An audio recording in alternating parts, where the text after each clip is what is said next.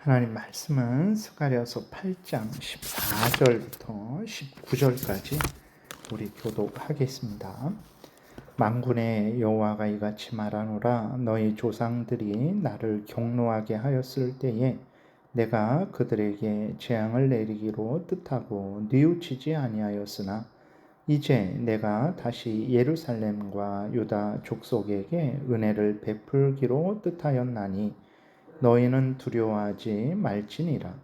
너희가 행할 일은 이러하니라. 너희는 이웃과 더불어 진리를 말하며 너희 성문에서 진실하고 화평한 재판을 베풀고 마음에 서로 해하기를 도모하지 말며 거짓 맹세를 좋아하지 말라. 이 모든 일은 내가 미워하는 것이니라. 여호와의 말이니라. 만군의 여호와의 말씀이 내게 임하여 이르시되 만군의 여호와가 이같이 말하노라. 넷째 달의 금식과 다섯째 달의 금식과 일곱째 달의 금식과 열째 달의 금식이 변하여 유다 족속에게 기쁨과 즐거움과 희락의 절기들이 되리니 오직 너희는 진리와 화평을 사랑할지니라. 아멘. 기도드리겠습니다. 하나님 아버지 감사합니다. 이 시간에 하나님 말씀을 전하고 듣고자 합니다. 성령께서 역사하셔서 우리를 향한 하나님의 뜻을 잘 알고 믿고 순종하게 하소서. 하나님의 영광이 드러나며 이웃이 유익을 얻으며 우리도 하나님이 주시는 복을 풍성히 누릴 줄 믿사오니 하나님이 알려주시는 대로 믿고 따르는 우리 모두가 되게 도우소서. 예수님의 이름으로 기도드렸습니다. 아멘. 오늘 본문에서 하나님은 이스라엘 백성들을 위로하고 격려하시는 가장 근본적인 원인을 알려주세요. 아직까지 다 계속해서 이스라엘 백성들을 격려하고 위로하셨는데 그 가장 근본되는 원인을 하나님이 오늘 말씀을 하시는데 그것은 이스라엘 백성들을 향한 뜻을 하나님이 돌이키셨다. 재앙을 내리시는 뜻에서 이제는 복을 내리시기로 뜻을 돌이키셨다라고 이렇게 말씀을 하고 있습니다. 14절, 15절을 다시 보니까 만군의 여호와가 이같이 말하노라.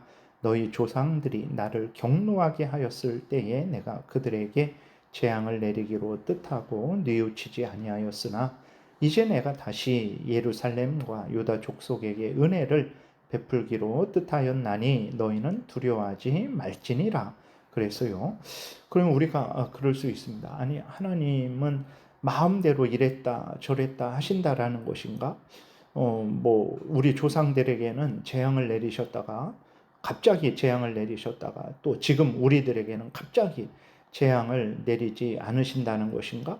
그러면 또 갑자기 재앙을 내리지 않으셨다가 또 조금 있다가 갑자기 재앙을 내리시면 어떻게 된단 말인가? 라는 이러한 질문을 할 수 있어요.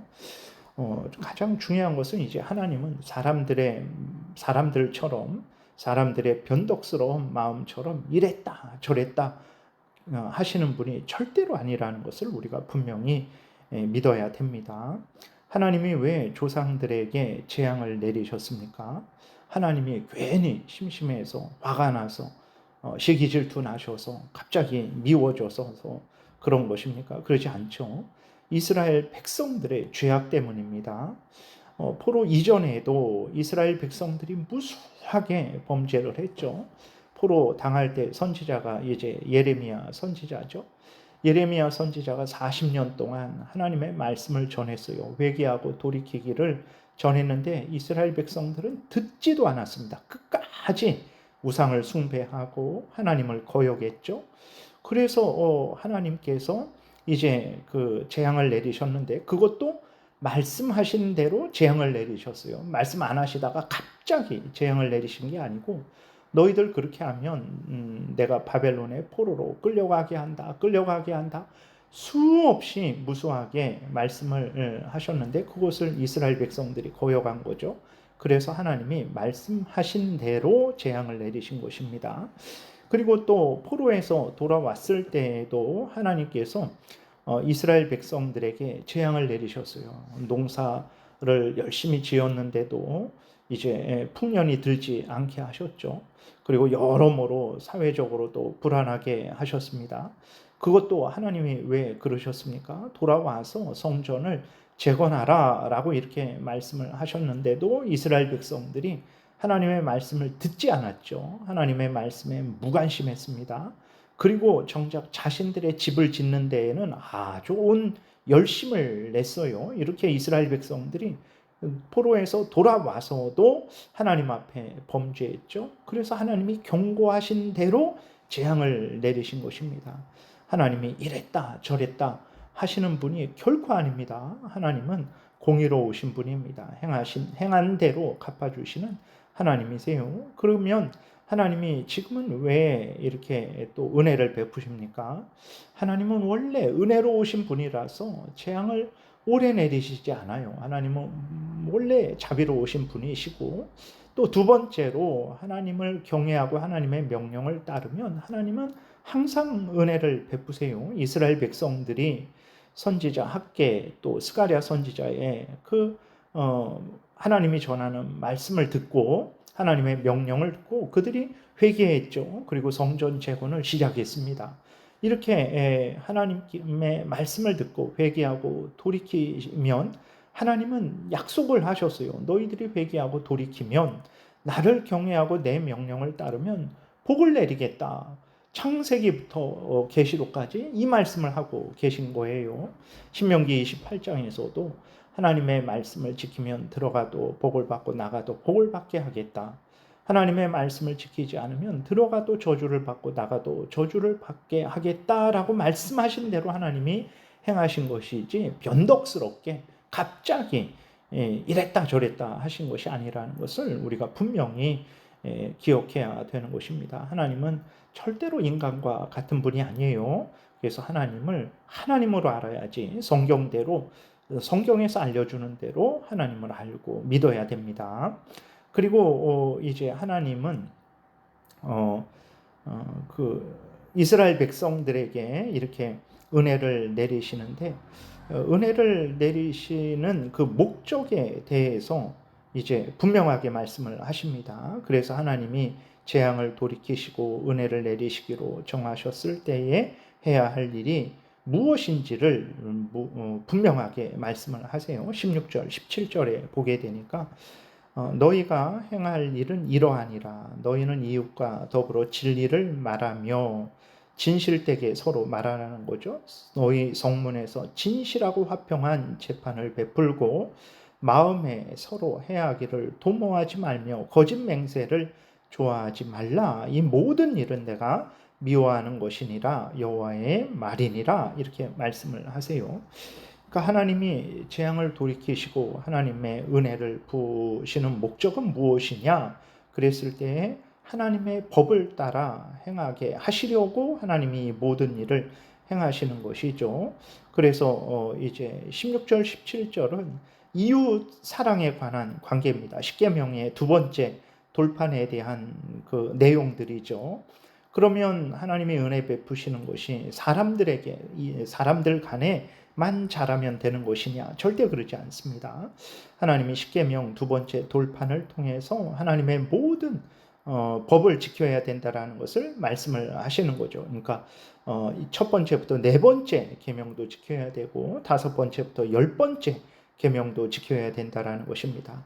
하나님을 사랑해야 되고 동시에 이웃을 사랑해야 된다라는 것을 이제 하나님께서 알려주시는 것입니다. 성전 재건의 목적이 바로 이거예요. 하나님을 경외하고 하나님의 뜻대로 살게 하시려고 하나님이 성전을 재건하라 하신 것이라는 것을 명확히 알려주시면서 이스라엘 백성들로 하여금 범사의 하나님을 인정하고 하나님을 사랑하며 하나님을 경외하며 하나님의 말씀을 따라 이제 또 이웃도 사랑해야 될 것을 알려주시는 것입니다. 이러한 하나님의 뜻은 오늘 우리들을 향해서도 동일합니다. 하나님이 우리를 죄의 권세에서 죄의 형벌에서 죽음과 지옥 죽음에서 사탄 마귀의 종로를 타는 데서 해방시켜 주시고 하나님의 자녀 되게 하시고 하나님의 자녀로서의 모든 복을 누리게 하신 목적이 뭐냐 그랬을 때 그것은 범사에 하나님을 경외하고 하나님의 법, 십계명, 성경 말씀을 따르는 거죠. 하나님을 사랑하는 것이고 이웃을 사랑하는 것입니다. 이것이라는 것을 늘 잊지 말아야 돼요. 우리가 하나님을 믿으면서도 이 하나님의 뜻을 알지 못하니까 내 마음대로 살아가게 되는 거예요. 절대 그러지 않습니다. 인간은 인간의 마음대로 살아갈 존재가 아닙니다. 하나님의 명령을 따라 살아가야 되는 거예요. 그것은 바로 십계명을 따르는 삶이죠. 하나님을 사랑하고 이웃을 사랑하는 삶입니다. 성경 전체를 믿고 순종하는 삶이라는 것을 항상 잊지 말아야 됩니다. 그렇게 살면 구원을 주신다라는 게 아니고, 구원해 주시고 이제 하나님의 자녀 되었으니 하나님의 자녀답게 하나님의 말씀대로 하나님의 법대로 살아가라, 이렇게 우리에게 명령하시는 거예요. 그래서 하나님의 자녀 되었으니 하나님의 법대로 살아가는 자를 보면 저 사람이 하나님의 자녀 되었구나, 우리가 그렇게 알 수 있죠. 근데 하나님의 자녀라고 하면서 하나님의 법대로 살아가지 않는다, 그러면 뭔가 잘못됐다, 우리가 이렇게 알게 되는 거죠. 그래서 우리 자신을 항상 성경에 비추어서 점검해야 되는 것입니다. 18절, 19절에 보게 되면 다시 한번 하나님께서 이스라엘 백성들에게 복을 주실 것을 말씀을 하십니다. 만군의 여호와의 말씀이 내게 임하여 이르시되, 만군의 여호와가 이같이 말하노라. 넷째 달의 금식과 다섯째 달의 금식과 일곱째 달의 금식과 열째 달의 금식이 변하여 유다 족속에게 기쁨과 즐거움과 희락의 절기들이 되리니 오직 너희는 진리와 화평을 사랑할지니라 그랬어요. 여기에서 넷째 달의 금식은 이제 예루살렘이 느부갓네살에 의해서 점령당했을 때, 예루살렘 성이 정복당했을 때를 기념하고 금식하는 거죠. 슬피 울며 금식하는 것입니다. 그때 4월에 금식을 했어요.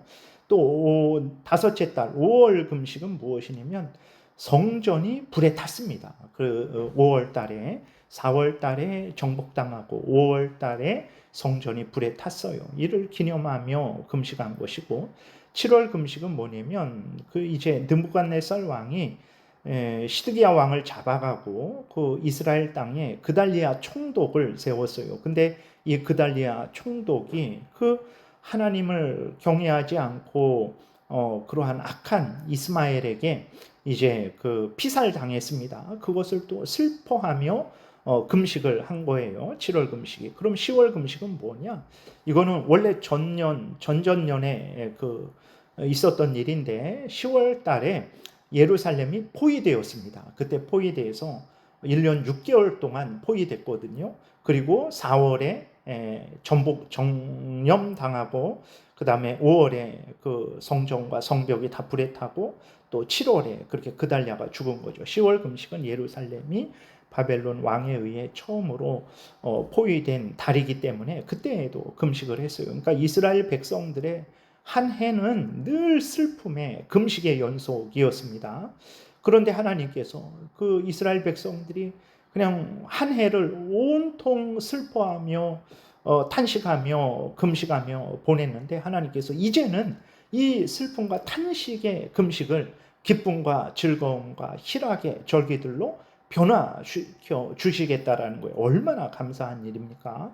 그러니까 이제 이러한 감사한 상황에서 이스라엘 백성들이 무엇을 해야 될까 그랬을 때, 이제 16절, 17절에서 하나님이 말씀을 하신 대로 행하는 거죠. 그래서 19절 끝부분에 보니까 오직 너희는 진리와 화평을 사랑할지니라.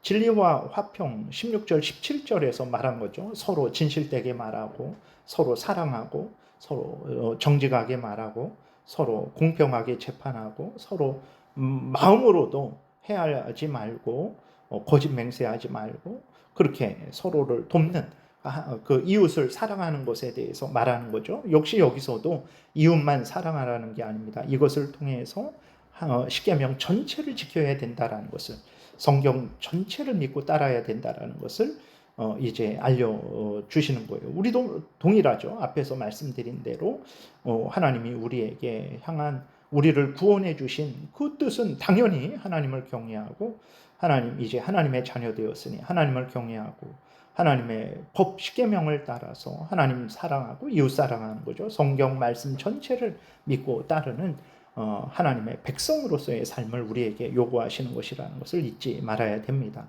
하나님이 이렇게 이스라엘 백성들을 향해서 뜻을 돌이키시고 그리고 또 그 슬픔을 기쁨으로 변화시켜 주셔서 이제 직접적으로는 또 이스라엘 백성들에게 낙심하지 말고 두려워하지 말고 이제는 성전 건축에 온 매진을 하라라고 이렇게 하나님이 격려하고 위로하시는 거죠.